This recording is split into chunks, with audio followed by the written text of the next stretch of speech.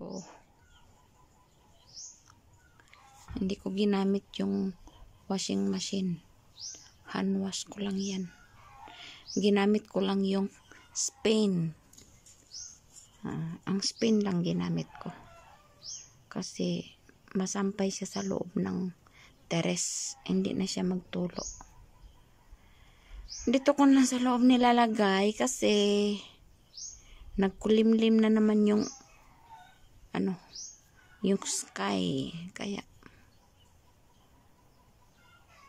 pag biglang uulan, hindi na ako tatakbo magtanggal ng sampayan.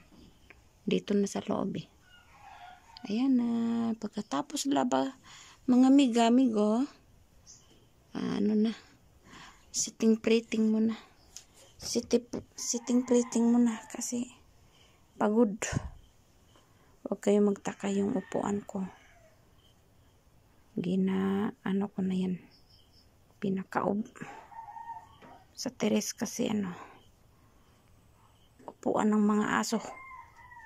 Makapasok pa kasi yung aso dito sa teres. Upo-upo muna. Wala kasing amo. Pag may amo, hindi kayo makaupo ng ganito. Ng komportable. Kung makaupo man. Pero, ang iniisip, baka makita sa amo. Baka may utos. O, ito. Wala. Relax na relax. To relax.